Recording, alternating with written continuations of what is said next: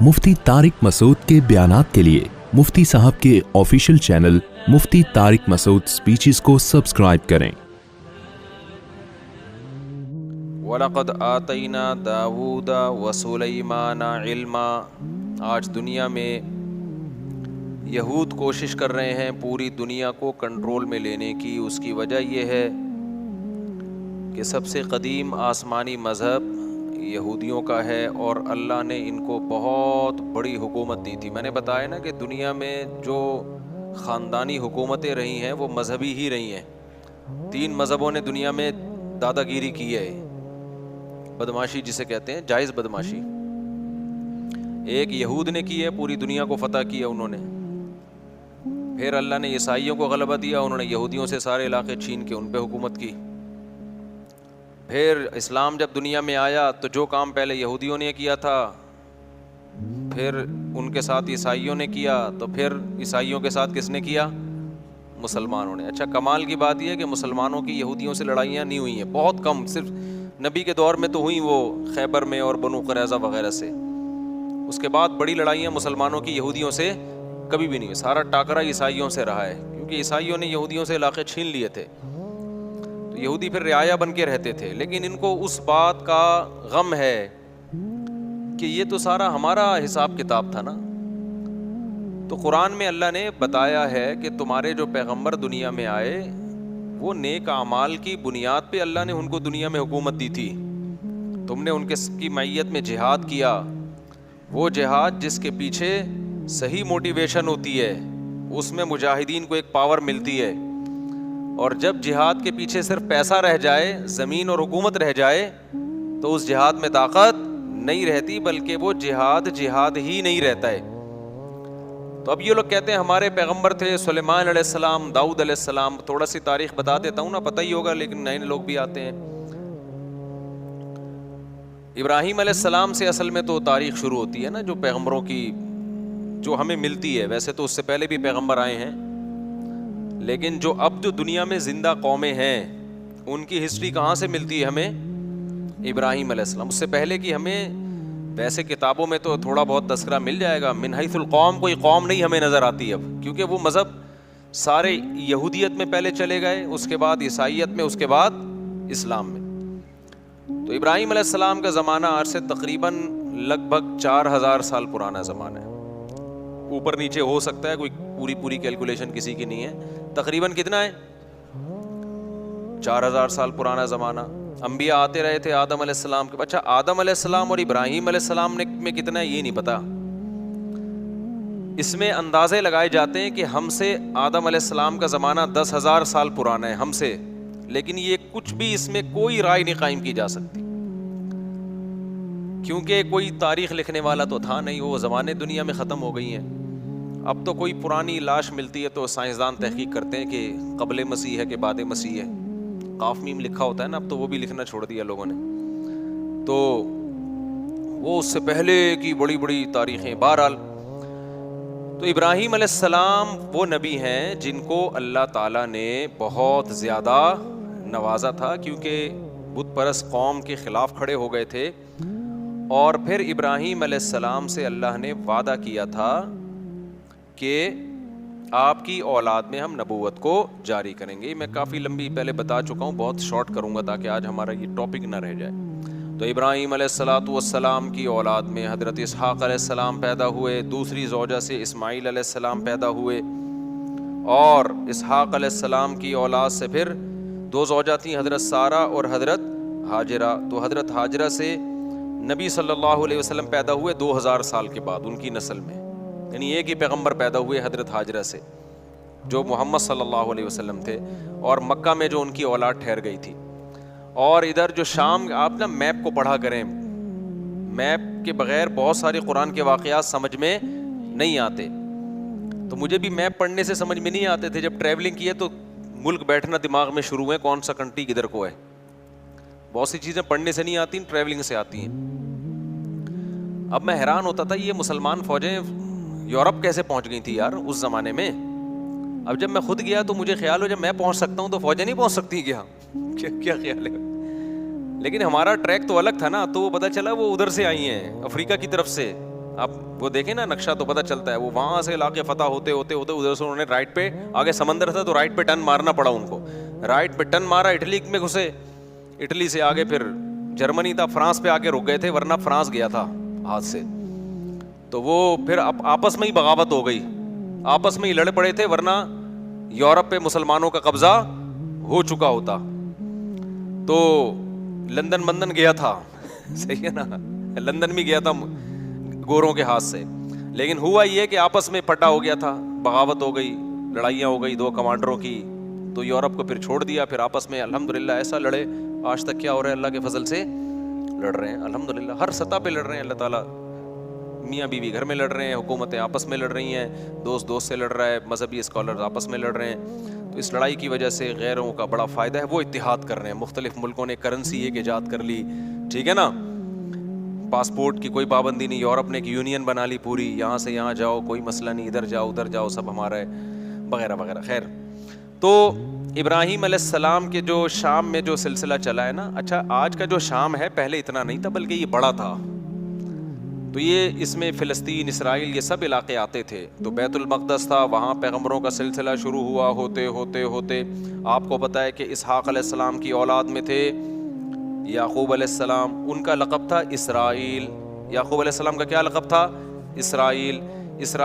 حضرت اسرائیل جو تھے یعقوب علیہ السلام ان کے بیٹے تھے یوسف, اور یوسف علیہ السلام مصر چلے گئے, سورہ یوسف میں ہے نا واقعہ, وہ ایک بادشاہ بن گئے مصر کے. تو بنی مصر کا نقشہ دیکھیں آپ, سعودی عرب یعنی مغرب کی طرف, جہاں سورج یہاں ہے نا سعودی عرب, تو سعودی عرب آئے گا پہلے, اس کے بعد مصر آئے گا, اور رائٹ سائڈ پہ ٹرن ماریں گے تو کیا آئے گا؟ اسرائیل آئے گا, فلسطین آئے گا. تو ایسا نہ ہو نکل جائیں یہاں پہ گدھے پہ بیٹھ کے, ایسے نہیں, جہاز سے ٹرن مارنا پڑے گا آپ کو. تو مصر میں جو ہے نا یوسف علیہ السلام, وہاں کی حکومت ان کے ہاتھ میں آئی. مصر بڑا زبردست ملک تھا, ایک بڑی تہذیب, مصر کی تہذیب بہت پرانی ہے اور بڑے اسٹیبل لوگ تھے. تو وہاں پر یوسف علیہ السلام کی حکومت قائم ہو گئی. یوسف علیہ السلام بہت اقلیت میں تھے نا, وہ تھوڑے سے بنی اسرائیل آئے تھے, 90 کے قریب ان کا خاندان تھا. یعقوب علیہ السلام نے شادیاں بہت کی تھیں, اولاد ان کے بہت تھی, اب یہ انہوں نے کی تھی, اب آپ ان سے پوچھیں. تو یعقوب علیہ السلام کی اولاد میں برکت بہت ہوئی ہے. اس غم میں بھی انہوں نے شادی کی ہے جب یوسف علیہ السلام بچھڑ گئے تھے, اس دوران بھی انہوں نے نکاح کیا ہے. تو یہ ان لوگوں کے مسئلے نہیں تھے, یہ ہمارے مسئلے ہیں کہ ایکچولی کر کے نا, وہ کہتے بھائی غم بھی ساتھ ساتھ جھیلتے رہو اور شادیاں بھی ہوتی رہیں گی, بچے بھی ہوتے رہیں گے, قحط بھی پڑا, اولاد پھر بھی ہوتی رہی, سمجھتے ہو. تو یہاں تک کہ جب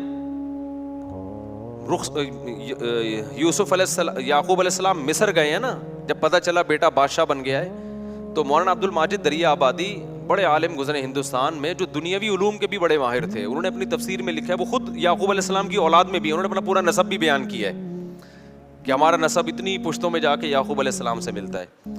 تو انہوں نے یہ لکھا ہے, جو بھی ان کی تحقیق ہوگی, وہ تورات انجیل کے بھی بڑے عالم تھے, جو مولانا عبد الماجد دریا آبادی ہے نا, انگلش بھی بڑی اچھی تھی. مولانا شلوی تھانوی رحمۃ اللہ علیہ سے غالباً بیت بھی تھے, وہ بیت تھے, تبھی وہ جگہ جگہ شیخ اور مرشد تھانوی کا لفظ استعمال کرتے ہیں. تو دنیاوی دینی دونوں علوم کے بڑے ماہر تھے, بڑی ریسرچ تھی. انہوں نے لکھا ہے کہ 90 افراد تھے یعقوب علیہ السلام کی, صرف بیٹے, بیٹیاں, بہویں, داماد, یہ ملا کے ٹوٹل کتنے تھے؟ 90. ان کے اکلوتے سربراہ تھے. تو یہ 90 افراد ہجرت کر کے گئے ہیں کہاں؟ مصر کی طرف. یہ سارے بنی اسرائیل تھے. سمجھتے ہو گے نہیں سمجھتے؟ جب یہ وہاں گئے ہیں تو اللہ نے ان کو حکومت دی, لیکن تھے منورٹی میں, اقلیت میں تھے. حکومت تو آ گئی, مصر کی خدمت بہت کی, لوگوں میں ان کی عزت, لیکن ظاہر ہے جب آپ اقلیت میں ہوتے ہیں تو آہستہ آہستہ کمزور ہونا شروع ہو جاتے ہیں. غیر قوموں میں حسد ہوتا ہے کہ یہ دوسرے ملک سے آئے ہوئے ہم پہ کیوں حکومت کر رہے ہیں, یہ ادھر سے آئے ہوئے لوگ. اچھا تہذیب ان کی اچھی تھی, مصریوں کو تو غیر مسلم تھے نا, بت پرست تھے وہ, تو بت پرستوں کی ان کے مقابلے میں کیا تہذیب ہوگی؟ پلہ کس کا بھاری تھا؟ تہذیب کے لحاظ سے ان کا بھاری تھا, لیکن اکثریت میں وہ تھے. تو پھر یہ تھوڑا تھوڑا دین سے دور ہونا بھی شروع ہو گئے.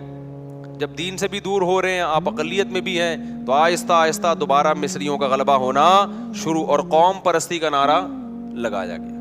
یہ بنی اسرائیلی ہیں, ہم قبطی ہیں, یہ غیر ہیں, یہ حالانکہ بھائی غیر ہیں, لیکن انہیں تمہیں بنایا کتنا ہے؟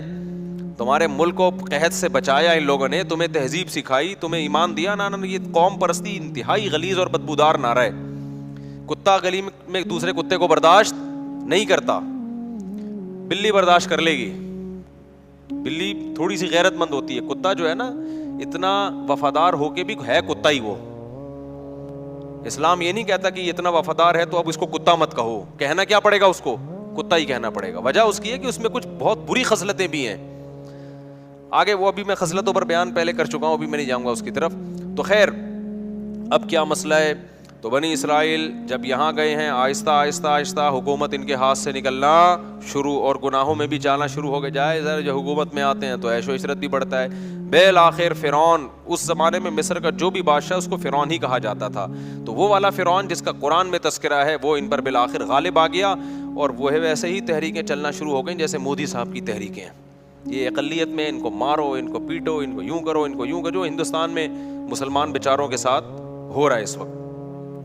تو ظلم شروع ہوا فرعون کا, اور قرآن کہتا ہے کہ ایسا سخت ظلم بنی اسرائیل کے اوپر کہ یقتل ابناءہم ویستحیی نساءہم, مردوں کو قتل کر دیا جاتا تھا, عورتوں کو چھوڑ دیا جاتا تھا تاکہ ہم ان سے اپنی نسل ان سے پیدا ہو ہماری, یا ان کو ہم لونڈی بنائیں, غلام بنائیں. تو فرعون کو کہیں خواب آیا کہ میری, وہ نجومیوں نے نہیں بتایا تھا, نجومی جھوٹ بولتے ہیں, نجومیوں کو کچھ بھی نہیں پتا ہوتا, تو زیادہ راجع بات اس میں یہی کہ خواب آیا تھا فرعون کو. اس کو خواب آیا یا کسی نے ماہرین نے پیش گوئی کی ہوگی کہ لگتا ہے کہ یہ قوم میں لیڈر کی صلاحیت ہے, انہی کا کوئی شخص اٹھ کے تمہارا تختہ الٹے گا, تو تم اتنا ظلم کر رہے ہو نا. تو فرعون نے کیا کیا, ظلم کم کرنے کے بجائے بڑھا دیا. تو اب قرآن میں اس کا تذکرہ اللہ تعالیٰ نے سورہ قصص میں ذکر کیا ہے, وہ میں انشاءاللہ بعد میں یہ 21ویں رات سے جو ہے نا, جب دوسرے لوگ بھی آ جائیں, اعتکاف والوں کی تعداد بڑھ جاتی ہے, تو کچھ مضامین ان کے لیے رکھے ہوئے. تو بالآخر موسیٰ کلیم اللہ پیدا ہوئے, اور اللہ نے موسیٰ علیہ السلام کو فرعون کے محل میں بلایا, اور پھر موسیٰ علیہ السلام کو نبوت ملی, اور پھر بالآخر فرعون کو اللہ تعالیٰ نے دریا میں غرق کر دیا, اور فرعونی کیا ہو گئے, ایک بھی بندہ نہیں بچا, سارے ہی مار دیے اللہ تعالیٰ نے, ٹھیک, جتنے بھی تھے. بنی اسرائیل کو نجات ملی, اور قرآن ان کی تعریف کرتا ہے بما صبروا, اس لیے کہ بنی اسرائیل نے موسیٰ کا ساتھ دیا تھا اور صبر کیا تھا انہوں نے.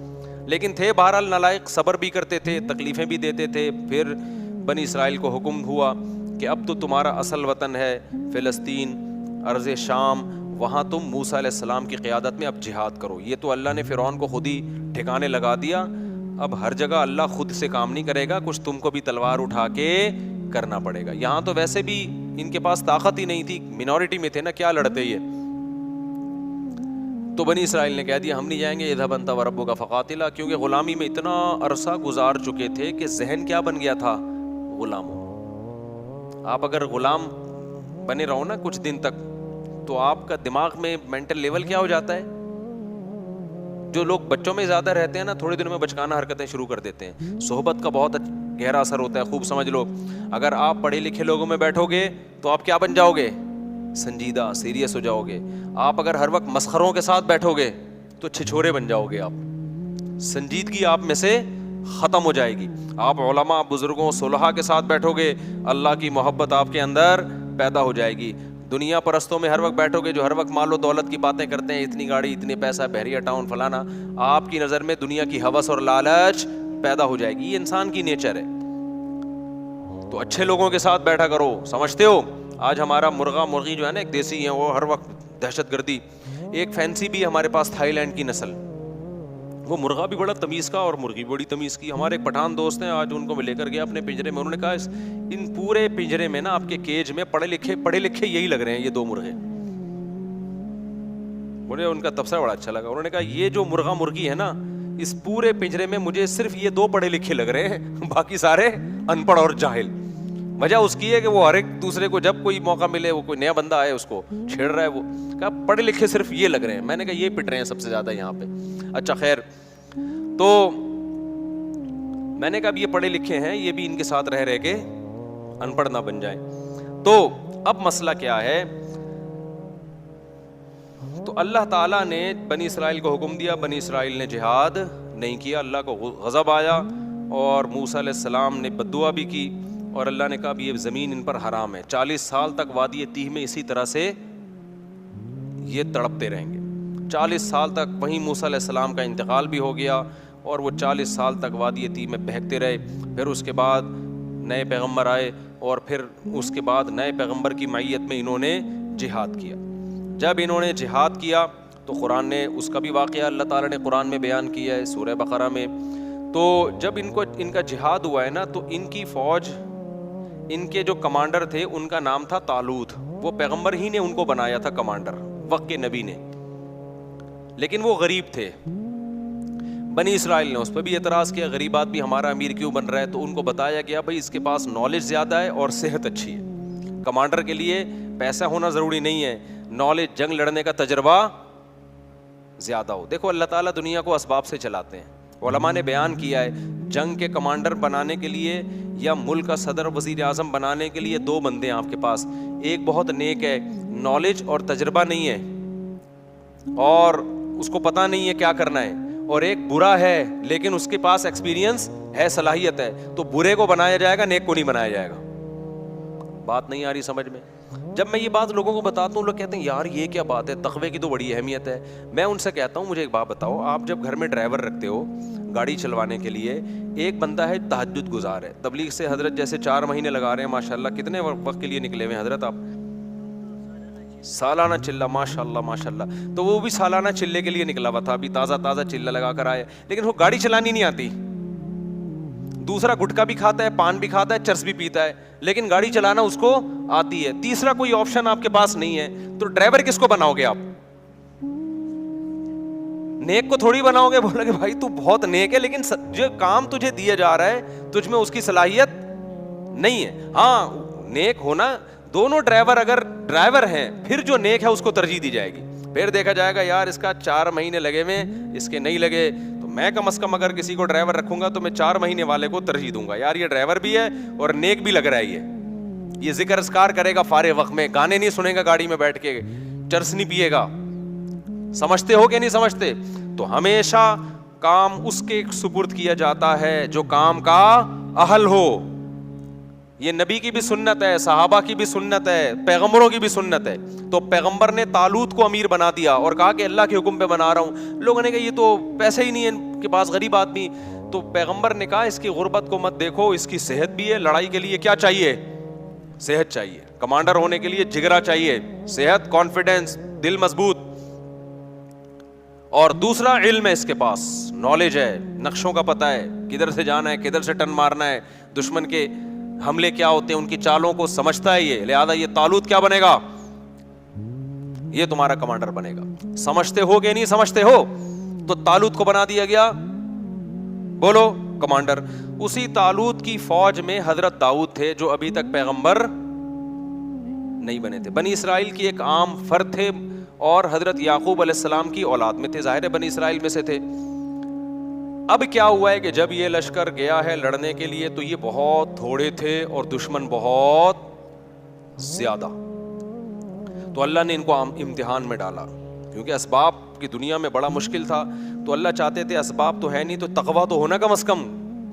اسباب بھی نہیں ہے, تقویٰ بھی نہیں ہے, تو پھر کس چیز کی پتہ ملے گی بھائی, اللہ کی مدد کیوں آئے گی؟ افغانستان میں طالبان نے امریکہ کو بھگا دیا نا, تو اسباب تو نہیں تھے, لیکن اس اسباب کی تلافی کس چیز نے کی ہے؟ اللہ کے خوف نے, آخرت کی لالچ نے. تو دونوں ہی چیزیں نہ ہوتی تو پھر پلڑا کس کا غالب تھا؟ اللہ کہتا ہے وہ بھی ایسے ہی, تم بھی ویسے ہی, تو پاور تو اس کے پاس ہے, تو تمہیں کس بات کی میں فتح عطا کروں؟ سمجھتا نہیں ہے نا بات کو. تو دونوں ہی چیزیں اگر مارکیٹ سے شارٹ ہوں تو پھر میرے بھائی گھر پہ آرام سے بیٹھ کے اللہ اللہ کرنا چاہیے, بڑے بڑے کاموں کا نہیں سوچنا چاہیے. تو خیر اب کیا تھا, اللہ میاں نے ان کو آزمایا کہ ان کا تقویٰ چیک کرنا ہے. تو پیغمبر نے ان کو بتا دیا, طالوت کو بتا دیا, اور طالوت نے پھر لوگوں کو بتا دیا کہ بھئی دیکھو یہ پانی آئے گا, نہر آئے گی, شدید پیاس لگے گی, لیکن اس نہر سے پانی پینا نہیں ہے, برداشت کرنا ہے اللہ کے لیے. جس نے پانی پی لیا تو اس کا مجھ سے کوئی تعلق نہیں ہے, جو پانی نہیں پئیں گے وہ میرے ہیں. یہ بڑی آزمائش تھی. قرآن کہتا ہے بنی اسرائیل میں اکثر نے پانی پی لیا. اکثر نے کیا کر لیا؟ پانی پی لیا. گناہ کیا, اللہ کی نافرمانی کی, اس کا نتیجہ یہ نکلا آخر جو دشمن جو تھا نا اس کے کمانڈر کا نام تھا جالوت. وہ بڑا پاورفل آدمی, اس کے پاس بڑی فوج تھی. تو اس گناہ کی نحوست یہ ہوئی کہ جن نے پانی پیا انہوں نے کہہ دیا کہ ہم میں اس سے لڑنے کی طاقت نہیں, ہمارے حوصلے پس بھائی, یہ بہت بڑی جماعت ہے, ہم نہیں لڑ سکتے, نکلو بھاگو. اس سے کیا پتہ چلتا ہے, جہاد میں, جنگ میں گناہ جو ہے نا, اللہ کی نافرمانی, اس کی نحوست پڑتی ہے. صرف جہاد میں نہیں, جو بھی بڑے کام ہے نا, حوصلے والے کام, وہ حوصلے والے کام گناہگار لوگ نہیں کر پاتے, وہ پرہیزگار لوگ کر پاتے ہیں. خدا کا خوف ہوتا ہے نا, گناہ سے بچتا ہے, اس کی ایک الگ سے موٹیویشن ملتی ہے انسان کو, حوصلہ ملتا ہے اللہ کی طرف سے. گناہگار لوگوں کے حوصلے کیا ہوتے ہیں, پست. وہ مشکل موقعوں پہ پتلی گلی سے بول لیا کرو نا زبان سے, یار نکل جاتے ہیں. جب مشکل موقع آئیں گے نا, نکل لے گا پتلی گلی سے. تو انہوں نے بھی یہی کیا. وہ اب اور مشکل ہو گئی, جنہوں نے پانی نہیں پیا تھا وہ کیا تھے, بہت تھوڑے, وہ اور تھوڑے رہ گئے. ان کے تو حوصلے پست ہو گئے. لا طاقت لنا اليوم بجالوت وجنودی, ہم میں جالوت اور اس کے لشکر سے لڑنے کی پاور نہیں ہے. اب ہونا کیا چاہیے تھا کہ جو تھوڑے سے رہ گئے تھے وہ اپنے کمانڈر طالوت سے جا کے کہتے کہ حضرت ہم تو پورے لشکر کو دیکھ کے آئے تھے کہ یہ سب لوگ ہمارے ساتھ ہیں, جب آدھے سے زیادہ لوگوں نے حوصلے پست ہو گئے ہیں تو کائنڈلی اب ہمارا لڑنا بنتا نہیں, اب ہمیں بھی یہ مروائیں گے, لہذا اب ہم اکٹھے کیا کرتے ہیں, یہاں سے واپس چلتے ہیں, عزت اسی میں. لیکن نہیں, انہوں نے گناہ کیا تھا نا, اس کی نحوست, انہوں نے نیکی کی تھی, پیاس کے باوجود پانی نہیں پیا. یہ تعویل نہیں کی کہ یار پانی پئیں گے تو لڑیں گے نا, نہیں بھائی, جب اللہ نے کہہ دیا پیاسے لڑو تو بس اللہ فتح دے گا اسی میں. تو تقویٰ تھا تو اس کی برکت ان کے حوصلے پست ہونے کے بجائے بڑھ گئے. انہوں نے کہا تھوڑے سے ہیں, لڑیں گے انشاءاللہ. اور پھر کہنے لگے, جو نہیں لڑنا چاہ رہے تھے, پست ہو گئے تھے ان کے حوصلے, ان کو بھی حوصلہ دلانے لگے. کم من فئۃ قلیلۃ غلبت فئۃ کثیرۃ باذن اللہ. بھائی تاریخ اٹھا کے دیکھو, کتنی مرتبہ ایسے ہوا ہے, بہت تھوڑی تھوڑی جماعتوں کو اللہ نے بڑی بڑی جماعتوں پہ غلبہ دیا ہے, اور اللہ صبر کرنے والوں کے ساتھ ہے. ان کمبختوں کی سمجھ میں آیا نہیں آیا, اس سے تاریخ کیا ہے, خاموش. پھر قرآن کہتا ہے جب مقابلہ شروع ہوا ہے نا, تو اتنا بڑا لشکر اور ادھر تھوڑے سے لوگ جو اور تھوڑے سے ہو گئے تھے, ان کو اندازہ ہو گیا کہ اسباب کی دنیا میں ہم میں اس لشکر سے لڑنے کی طاقت نہیں ہے, اب اللہ ہی مدد کرے گا. تو کیا دعا مانگ رہے ہیں, دعا بڑی خاندانی ہے, مجھے بڑا مزہ آتا ہے یہ دعا میں, بڑی خاندانی دعا. دیکھو وہ یہ دعا بھی مانگ سکتے تھے, ربنا اجعلنا صابرن, اے اللہ ہمیں صابرین, ہمیں کیا بنا دے, صابر بنا دے, ہمیں فتح دے دے. یہ بھی کہہ سکتے تھے نا, ہمیں اس لشکر پہ کیا دے دے, فتح دے دے, ہمیں صبر کرنے والا بنا, بھاگنے سے بچا. نا نا نا نا, ان کو پتا تھا صبر سے کام نہیں چلے گا. ربنا افرغ علینا صبرا, اے اللہ صبر کی بالٹیاں انڈیل دے ہمارے اوپر. تھوڑا صبر نہیں چاہیے ہمیں, بہت بڑا لشکر ہے, ہمارے قدم کیا ہوں گے, اکھڑیں گے. آسمان سے نا, افراق کہتے ہیں, جیسے بالٹی میں پانی ہو نا, وہ آپ نے خالی کر دی, یوں کر کے انڈیل دیا, تو وہ کیا ہو گئی, خالی ہو گئی, پوری بالٹی آپ نے انڈیل دی. افرغ علینا صبرن, یہ بلاغت ہے, صبر کی کوئی بالٹیاں تھوڑی اوپر سے نازل ہوں گی, سمجھانے کے لیے کہ ایسے صبر دے جیسے صبر کی ہمارے اوپر بالٹیوں کی پورے نہا جائیں ہم صبر کے اندر. اتنا طاقتور صبر چاہیے اس لشکر سے لڑنے کے لیے ہمارے اندر. جب تک تو ایسا صبر نہیں دے گا ہم نہیں لڑ سکتے, تو ہمیں ایسا صبر چاہیے. تو نیت بھی کر رہے تھے نا, لڑیں گے ہم. افرغ علینا صبرا وثبت اقدامنا, اور ہمارے قدموں کو جما دے, پیچھے نہ ہٹیں ہم. وانصرنا علی القوم الکافرین, اور ان کافروں پر ہماری مدد کر. پہلے صبر مانگا ہے, پھر کیا مانگی ہے, مدد. کہ ہمارے جو کرنے کا کام ہے نا, اے اللہ پہلے وہ تو ہو جائے. ہم جو اللہ سے مدد مانگ رہے ہوتے ہیں کہ اے اللہ میں بھاگ جاؤں, پھر بھی کیا ہو, ہماری مدد ہو. نہیں آئی بات سمجھ میں, اے اللہ میں شادی نہ کرنا چاہوں, پھر بھی میری 4 شادیاں ہو جائیں. ہمارے جامعہ میں ایک استاذ ہیں, وہ ایسے لیٹے ہوئے رہتے تھے نا, اکثر ایسے لیٹے رہتے تھے کہ ارے یار تم 2-2 3 تمہیں پتہ نہیں کہاں سے رشتے مل جاتے ہیں, میں تو مجھے کوئی رشتہ ہی نہیں مل رہا. میں نے کہا میں تو جب بھی آتا ہوں آپ یہاں بیٹھے ہوتے ہیں یوں ٹیک لگا کے نا, ایسے. میں نے کہا ایسے تو پہلا نہیں ملتا میرے بھائی اس زمانے میں. کوئی ہلو جلو, کچھ سفر کرو, کوئی رشتوں کا پیغام بھیجو, کوئی پٹو, کوئی بدنامی مولو, اس کے بعد جا کے نہ ہوتا ہے نہ رکھا جاتا ہے. رکھنے میں بھی پھر قربانیاں دینی پڑتی ہیں. تو ہم یہ چاہتے ہیں کہ ہم کچھ نہ کریں اور ساری مدد کس کی طرف سے آئے؟ اللہ کی طرف سے. بے روزگار آدمی کر کیا رہا ہوتا ہے؟ وظیفے پڑھ رہا ہوتا ہے. ابے بھائی تو صبح اٹھ کے جا, روزگار تلاش کر, تو محنت کر, پھر اللہ سے دعائیں بھی مانگ. خود دھیلے کا نہیں کرے گا. لڑائیاں گھروں میں ہو رہی ہیں, اس لڑائی پہ غور کر کے کہ اس کی ریزن کیا ہے, لڑائی کیوں ہو رہی ہے. میرے اندر خرابی ہے تو میں اس خرابی کو ٹھیک کروں, اس کے اندر خرابی ہے تو اس کی اصلاح کی کوشش کی جائے, اس کے بعد اللہ سے دعا مانگی جائے. اس خرابی کی اصلاح کی کوئی کوشش نہیں کرتا اور ڈائریکٹ وظیفوں پہ آئے ہوئے ہوتے ہیں. سیٹ کس پہ ہو گئے ہیں؟ اولاد آپ کی بگڑ رہی ہے, تھوڑا سا ٹائم نکال کے غور کرو, یار میری کوئی خرابی تو نہیں ہے جس کی وجہ سے بچے بگڑ رہے ہیں. کہیں میرے اندر تو کوئی خرابی نہیں ہے, میں نے ٹائم نہیں دیا ان کو, ان کی تربیت کی, محبت سے کوشش نہیں کی. آپ نے پوری کوشش کی پھر بگڑے تو اللہ سے دعا مانگے. اپنا کوئی ذمہ داری پوری نہیں کرنی اور ڈائریکٹ ڈال کس پہ دینا ہے؟ آپ کو فالج ہو گیا, یار اللہ تعالیٰ نے مجھے آزمائش میں ڈالا, میری کوئی ٹیکنیکل مجھ سے خطا تو نہیں ہوئی جس کی وجہ سے مجھے فالج ہوا ہے. میں روزانہ 6 انڈے کیوں کھا رہا تھا, میں گائے کا گوشت کیوں کھا رہا تھا, میں اتنی چینی کیوں کھا رہا تھا, میں کر کیا رہا تھا, میں جو اتنی خوراک بنتی ہے, صبح شام پھوڑے جا رہے ہیں اور پھر اس کے بعد دھماکے کے ساتھ پھٹ پھٹا کے کیا ہو جاتے ہیں؟ ہلاک ہو جاتے ہیں. پھر لوگ کہتے ہیں اللہ کی یہی مرضی تھی, اللہ کی یہی مرضی تھی اس قسم کے لوگوں کے ساتھ, ٹھیک ہے نا, کہ وہ اسی طرح پھٹیں. ہاں کچھ ہوتے ہیں احتیاط کر رہے ہوتے ہیں پھر بھی اٹیک ہو جاتا ہے, وہ اللہ کی مرضی ہے. تو اپنا کام میرے بھائی پورا کرنا ہے, پھر بھلے پھٹ بھی جاؤ اور آدھا اللہ نہ کرے کسی کو فالج ہو, کچھ بھی ہو, پھر چلو اللہ کی طرف سے صبر کی توفیق بھی ملتی ہے. تو ہمارے یہاں ایسا کچھ بھی نہیں ہے, سارے الٹے کام کر کے پھر ڈالتے کس پر ہیں؟ اللہ میاں پہ ڈالتے ہیں کہ یار وہاں سے مسئلہ خراب ہو رہا ہے. اچھا خیر, تو اب انہوں نے کیا دعا مانگی اللہ سے یہ سمجھنے کی ہے. انہوں نے ڈائریکٹ یہ نہیں کہا اللہ ہمیں ہماری مدد کر, پہلے کہ اللہ ہمارے قدم تو جما, کیونکہ جن کے قدم جمتے ہیں مدد انہی کے ساتھ ہوتی ہے, بھگوڑوں کے ساتھ مدد نہیں ہوتی. تو پہلے اللہ جو ہماری ذمہ داری ہے نا وہ ہم سے پوری ہو جائے, ہم بھی نیت کر رہے ہیں تو بھی توفیق دے. اور قدم جمنے سے پہلے کیا ہے, جن کو صبر کی توفیق نہیں ملتی ان کے قدم نہیں جمتے, تو ہمیں صبر کی توفیق بھی چاہیے. اور نمبر 2, صبر بھی معمولی نہیں, صبر کی بالٹیاں ہمارے اوپر انڈیل دے. پھر آخر میں کہہ رہے ہیں کہ وانصرنا علی القوم الکافرین, ان کافروں پر ہماری مدد کر. تو بڑے جگر سے لڑے نا وہ لوگ, اور لڑنے کے بعد قرآن کے الفاظ ہیں, اسی لشکر میں ایک داؤد بھی تھے. ایک تو ان تھوڑے سے لوگوں کا اتنے بڑے لشکر سے لڑنا یہ اللہ کی رضا کے لیے. پھر ایسے موقع پہ ہر آدمی کی کوشش ہوتی ہے میرا ٹاکرا کمزور کے ساتھ ہو, کیا خیال ہے, تاکہ میں کم از کم سیو سائڈ پہ رہوں. 2-4 پتلے پتلے لوگوں کو میں ڈیلیٹ کر کے آ کے طالوت کو بتاؤں گا کہ میں نے 6 بندے مارے, میں نے اس لڑائی میں 8 بندے مارے. ایسے باریک باریک میں لوگوں کو کیا کروں گا, تلاش. لیکن جو حضرت داؤد تھے انہوں نے کس کو ہدف بنایا؟ کمانڈر جالوت کو. ظاہر ہے وہ سب سے زیادہ پاورفل تھا, تو ہدف کس کو بنا رہے ہیں کہ میرا ٹاکرا کس سے ہوگا؟ جالوت سے ہوگا.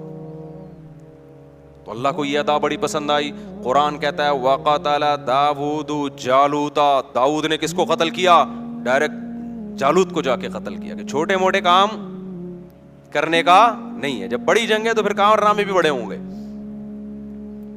تو جا کے کیا, اس لیے میں کہتا ہوں ایک نہیں کرو, کرو تو 4 کرو ورنہ کمارے رہو. استغفر اللہ, یہ پھر موضوع ادھر کو کہاں گیا. اچھا خیر, تو کچھ کر کے جاؤ نا دنیا میں, پتا تو چلے کچھ الٹا کر کے گیا ہے, سیدھا کر کے گیا ہے, کیا کر کے گیا. لوگ باتیں, غیبت بھی ہوگی, برائیاں بھی ہوں گی, پٹو گے بھی, لیکن بدنام جو ہوں گے تو کیا نام نہ ہوگا؟ کیا خیال ہے بھائی؟ ایسا ہی تو یہ تو سب ایک ایک کر کے جا رہے ہیں دنیا سے. اچھا استغفر اللہ, حقوق بھی ہے اس پہ, پھر میں کبھی اس وقت بیان کروں گا انشاءاللہ. تو قتل داؤد جالوتا. قرآن کیا کہتا ہے؟ داؤد علیہ السلام نے کیا کیا؟ ڈائریکٹ ہدف کس کو بنایا ہے؟ جالوت کو, مار دیا اس کو. اللہ کو یہ ادا پسند آئی. فآتاہ اللہ الحکمہ, اللہ نے آپ کو حکمت بھی دی, نبوت بھی عطا کر دی. وعلمہ مما یشاء, اور جو کچھ اللہ نے چاہا آپ کو سکھایا. اب اس واقعے کے بعد بنی اسرائیل کے کمانڈر کون بن گئے؟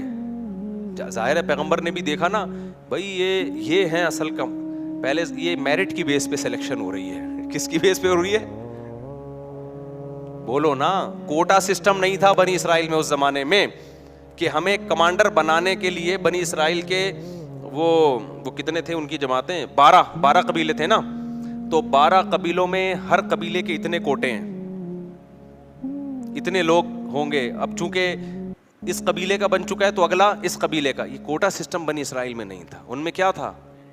میرٹ کی بیس پہ, صلاحیت کی بیس پہ. دیکھا بھائی داؤد میں سب سے بہتر صلاحیت ہے, تو اب بنی اسرائیل کے چیف آف آرمی اسٹاف کون ہوگا؟ آرمی چیف کون ہوگا؟ داؤد ہوں گے. اب داؤد علیہ السلام نے جو پہلی دفعہ اتنی قربانی دی تھی تو اللہ کے خوف سے دی تھی نا, تو ان میں اللہ کا خوف بھی تھا, تقویٰ پہلے سے موجود تھا. تو بالآخر بنی اسرائیل کے بادشاہ کون بن گئے؟ بولو نا, تمہارے چپ کیوں بیٹھے ہوئے ہو؟ داؤد علیہ السلام بن گئے. داؤد علیہ السلام نے خلافت سنبھالتے ہی کام کیا شروع کیا, اقدامی جہاد, جس پہ آج یہودی اور عیسائی مسلمانوں پہ اعتراض کرتے ہیں کہ تم لوگوں نے تو علاقے کے علاقے فتح کیے. اللہ نے داؤد علیہ السلام کو حکم دیا کہ آپ نے اب علاقوں کے علاقے کیا کرنے ہیں؟ تلوار کی زور سے فتح کرنے. وہاں پر اللہ کا حکم نافذ کرنا ہے. کسی کو تلوار کی طاقت سے یہودی یا مسلمان نہیں بنانا آپ نے. ہاں, حکم کس کا نافذ کرنا ہے؟ اللہ کا. داؤد علیہ السلام نے جہاد شروع کیا. بڑی ٹینشن یہ تھی کہ بڑی بڑی جماعتوں سے, بڑے بڑے قبیلوں سے مقابلہ ہوتا تھا, تیر بھی لگتے تھے, تلواریں بھی چلتی تھیں, زخمی بہت ہوتے تھے. اللہ نے داؤد علیہ السلام کے ذریعے بنی اسرائیل کی حکومت قائم کرنی تھی دنیا میں. اللہ نے داؤد علیہ السلام کو معجزے دینا شروع کر دیے. سب سے پہلا معجزہ, آپ کے ہاتھ میں لوہا پگھلا دیا اللہ تعالیٰ نے. جس طرح سے چاہیں لوہے کو کیا کر لیں؟ موڑ لیں. بڑی بڑی زرہیں بنانا شروع کی داؤد علیہ السلام نے, ڈھالیں بنانا شروع کی تاکہ جنگوں میں دفاع ہو. لِتُحْصِنَكُم مِّن بَأْسِكُم, قرآن کہتا ہے داؤد کے ہاتھ میں ہم نے لوہے کو پگھلا دیا تاکہ وہ تمہیں جنگوں میں حفاظت کرے. تو پھر داؤد علیہ السلام کو اللہ نے دولت بھی بہت دی. جب دولت بہت دی تو پھر شادیاں بھی انہوں نے بہت کی. وہ ہماری طرح نہیں تھے کہ ایک بیوی ایک بچے. جب وسائل ہے تو بھائی حلال کیا ہے, تو بہت ساری شادیاں کی. تورات اور انجیل میں ہمیں ملتا ہے کہ بہت ساری بیویاں تھیں داؤد علیہ السلام کی, معذرت کے ساتھ. سمجھتے ہو, انہوں نے معذرت کے ساتھ نہیں کی, میں آپ سے معذرت کر رہا ہوں کہ میں بیان کیوں کر رہا ہوں. تو داؤد علیہ الصلوۃ والسلام کو اللہ نے پرندوں کی بولیاں بھی سکھائیں. داؤد علیہ السلام کے معجزوں میں جیسے یوسف علیہ السلام کا معجزہ تھا خوبصورت چہرہ, حسن اللہ نے دیا, تو داؤد علیہ السلام کا معجزہ کیا تھا؟ بولو نا, خوبصورت آواز. بہت خوبصورت آواز میں وہ زبور کی تلاوت کیا کرتے تھے. اللہ نے ایک مستقل کتاب بھی دی داؤد علیہ السلام کو. ایسی زبردست تلاوت ہوتی تھی, اور جب اللہ کا ذکر کرتے لا الہ الا اللہ کا, تو پہاڑوں سے بھی لا الہ الا اللہ کی آوازیں آنا شروع ہو جاتی. یا جبال اوبی معہ والطیر, پرندے آپ کے سر پہ جمع ہو جایا کرتے تھے, وہ زبور کی تلاوت بھی سنا کرتے تھے اور آپ کی آواز سے بھی محظوظ ہوا کرتے تھے. پھر داؤد علیہ السلام عبادت گزار, ایک طرف دن میں کمانڈر ہیں اور رات میں کیا ہیں؟ پوری پوری رات عبادت کرتے تھے. ایک دن روزہ, پوری زندگی داؤد علیہ السلام کی ایسے گزری ہے, ایک دن روزہ ایک دن ناغا, ایک دن روزہ ایک دن ناغا. حدیث میں آتا ہے سب سے بہترین روزہ داؤد کا روزہ تھا. پوری زندگی ایسے کیا, ایک دن روزہ ایک دن ناغا. اگر ہمارے کوئی ڈاکٹر صاحب اس زمانے میں ہوتے تو ڈاکٹر صاحب کیا کہتے داؤد علیہ السلام سے, کیونکہ آپ نے ایکچولی لڑنا بھی ہے, آپ کی بیویاں بھی اتنی ساری ہیں, تو آپ ایسا کریں کہ صبح ناشتے میں آپ یہ لیا کریں. ناشتہ بہت ضروری ہے داؤد علیہ السلام, ناشتے کے بغیر زندگی بولو نا نہیں ہو سکتی. ایکچولی کچھ نہ کچھ ناشتہ ہونا چاہیے. پھر 2 گھنٹے کے بعد کچھ بسکٹ کا انتظام ہونا چاہیے. فاسٹنگ بہت بری چیز ہے, سمجھ میں آ رہی ہے بات؟ پھر پہلے ہم ڈاکٹر سے یہی سنتے تھے, ہر تھوڑی تھوڑی دیر کے بعد بکریوں کی طرح کچھ نہ کچھ آپ کھاتے رہیں. حکیم اور ٹائپ کے تھے ڈاکٹر, اور ناشتہ بہت ضروری ہے. تو پھر داؤد علیہ السلام لڑنے کے قابل نہ رہتے. داؤد علیہ السلام بھوکے رہتے تھے. ایک دن روزہ ہے, ایک دن کیا ہے؟ ناغا ہے. اور جب ناغا ہے تو وہ بھی کم کھاتے تھے. اس سے پتہ چلتا ہے بھائی کم کھانے والا زیادہ بیویاں بھی رکھ سکتا ہے اور میدان جہاد میں علاقے بھی فتح کر سکتا ہے. اور جو صبح و شام برگر پھوڑ رہا ہے نا, پیزا برگر پھوڑ رہا ہے, اور یہ جو کچھ ہم کھا رہے ہیں آج کل, تو یہ برگر تو بن سکتا ہے گول, یہ گول گپے کی دکان بھی کھول سکتا ہے, یہ کسی کی آنکھوں میں آنکھیں ڈال کے بات نہیں کر سکتا. تو چھوڑ دو یہ جو چیزیں تم کھا رہے ہو نا, بھوکا رہنے سے. خیر, آگے اللہ تعالیٰ فرماتے ہیں کہ داؤد علیہ السلام کی جب حکومت قائم ہوئی ہے تو ان کے بڑے معجزے اللہ نے ذکر کیے. تو داؤد علیہ السلام کو اللہ نے بیٹے دیے سلیمان. تو یہاں پر وہ سلیمان علیہ السلام کا واقعہ ہے. تو اب میں وہ واقعہ جلدی سے سنا دیتا ہوں. یہ تمہیز ضروری تھی ورنہ سلیمان علیہ السلام نئے لوگوں کی سمجھ میں نہیں آتے. تو اللہ تعالیٰ فرماتے ہیں ہم نے داؤد اور سلیمان کو علم دیا. وَوَرِثَ سُلَيْمَانُ داؤد, سلیمان وارث بنے داؤد کے. قال یا ایھا الناس, اور لوگوں سے کہنے لگے اے لوگو, علمنا منطق الطیر, اللہ نے ہمیں پرندوں کی بولیاں سکھا دی ہیں. وَأُوتِینَا مِن کُلِّ شَیْءٍ, اور حکومت چلانے کے لیے جتنی ضروری چیزیں ہیں ساری کے ساری اللہ نے ہمیں دے دی ہیں. إِنَّ هَذَا لَهُوَ الْفَضْلُ الْمُبِينُ, یہ اللہ کا بہت بڑا فضل ہے.